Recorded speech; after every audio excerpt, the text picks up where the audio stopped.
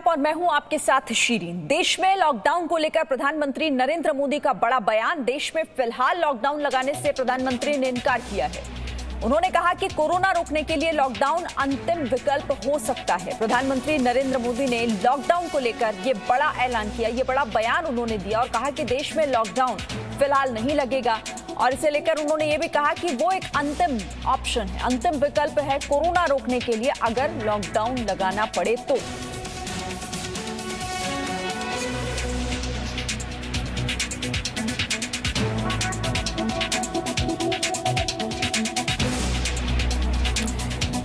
तो कल प्रधानमंत्री नरेंद्र मोदी ने रात को देश को संबोधित करते हुए कई अहम बातें कही।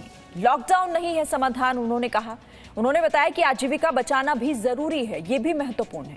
कोरोना पर वैक्सीन प्रहार जारी है और ऑक्सीजन संकट जो इस वक्त देश में है उससे भी निपटेंगे। युवा अब जिम्मेदारी संभालें, अफवाहों से दूर रहने की भी अपील प्रधानमंत्री ने की। और सबसे बड़ी बात कि प्रधानमंत्री ने यह कहा कि लॉकडाउन कोरोना रोकने का सबसे अंतिम विकल्प होना चाहिए। जब कुछ ना बचे तब इस पर विचार होना चाहिए। साथियों, आज की स्थिति में हमें देश को लॉकडाउन से बचाना है। मैं राज्यों से भी अनुरोध करूंगा कि वो लॉकडाउन को अंतिम विकल्प के रूप में ही इस्तेमाल करें। लॉकडाउन से बचने की भरपूर कोशिश करनी है और माइक्रो कंटेनमेंट जोन पर ही ध्यान केंद्रित करना है। हम अपनी अर्थव्यवस्था की सेहत भी सुधारेंगे और देशवासियों की सेहत का भी ध्यान रखेंगे। प्रधानमंत्री ने कहा कि हम सभी का प्रयास जीवन बचाने के लिए तो है ही, प्रयास ये भी है कि आर्थिक गतिविधियां और आजीविका कम से कम प्रभावित हों। साथियों, हम सभी का प्रयास जीवन बचाने के लिए है और जीवन बचाने के लिए तो है ही। प्रयास से भी ये है कि आर्थिक गतिविधियां और आजीविका कम से कम प्रभावित हो। प्रयास का तरीका यही रखा जाए। वैक्सीनेशन को 18 वर्ष की आयु के ऊपर के लोगों के लिए ओपन करने से शहरों में जो हमारे वर्कफोर्स है उसे तेजी से वैक्सीन उपलब्ध होगी। राज्यों और केंद्र सरकार के प्रयासों से श्रमिकों को भी तेजी से वैक्सीन मिले लगेगी। मेरा राज्य प्रशासन से आग्रह है कि वो श्रमिकों का भरोसा जगाए रखे। उनसे आग्रह करें कि वो जहां है वहीं रहे।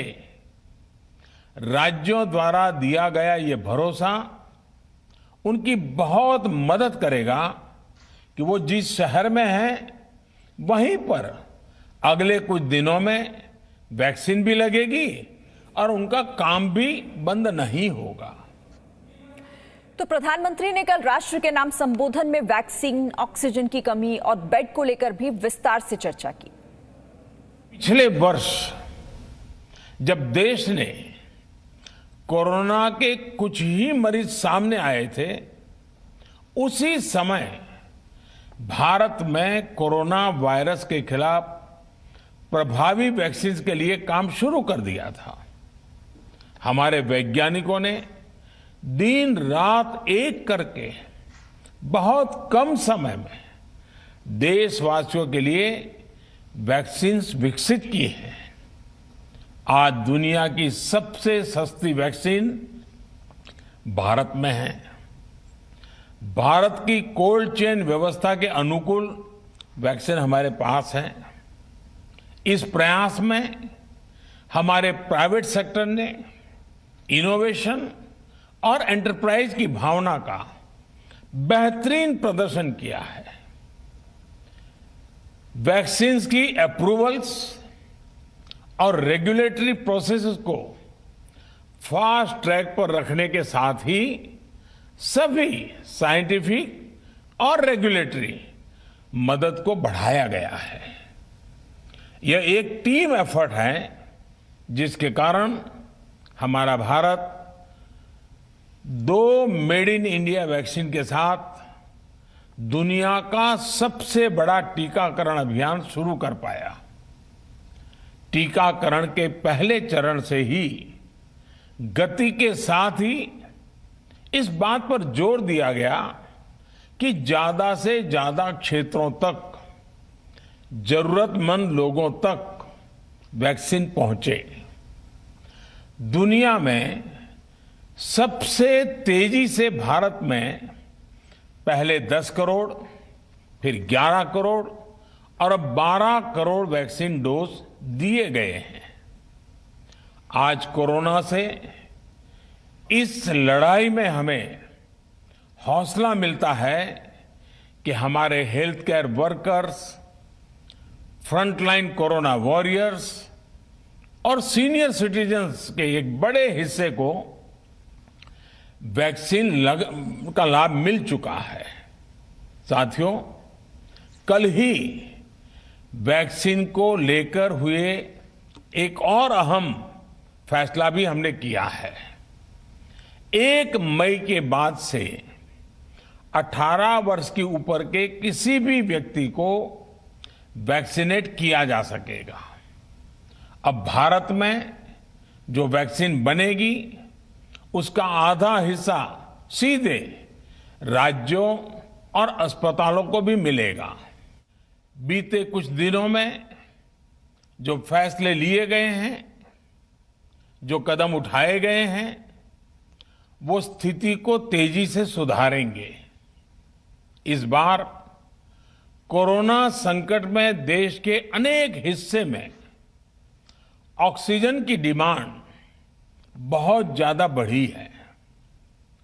इस विषय पर तेजी से और पूरी संवेदनशीलता के साथ काम किया जा रहा है। केंद्र सरकार, राज्य सरकारें, प्राइवेट सेक्टर, सभी की पूरी कोशिश है कि हर जरूरतमंद को ऑक्सीजन मिले। ऑक्सीजन प्रोडक्शन और सप्लाई को बढ़ाने के लिए भी कई स्तरों पर उपाय किए जा रहे हैं।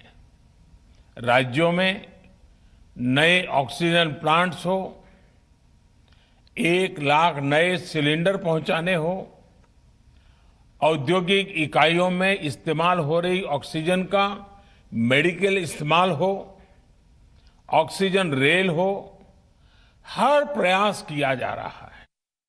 अस्पतालों में बेड की संख्या को बढ़ाने का भी काम तेजी से चल रहा है। कुछ शहरों में ज्यादा डिमांड को देखते हुए विशेष और विशाल कोविड हॉस्पिटल बनाए जा रहे हैं। तो प्रधानमंत्री ने कोरोना नियमों का सही तरीके से लोग पालन करें, इसके लिए युवाओं और बच्चों से भी अपील की। प्रधानमंत्री ने काफी अच्छे सुझाव देते हुए अपील की है।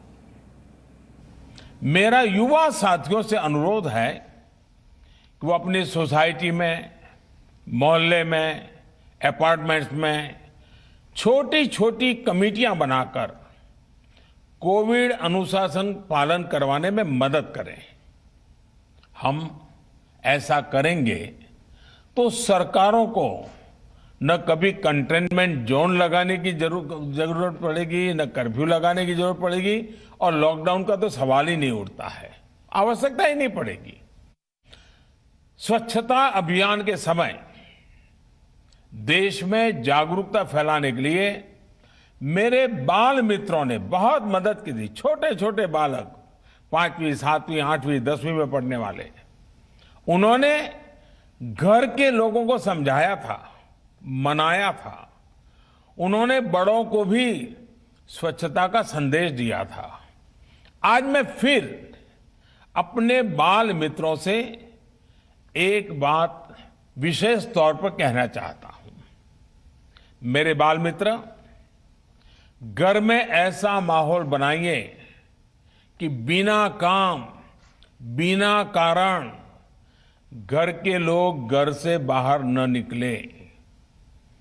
आपकी जीत बहुत बड़ा परिणाम ला सकती है।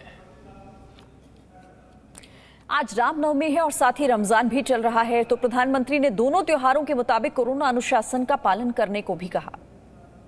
साथियों, आज नवरात्रि का आखिरी दिन है।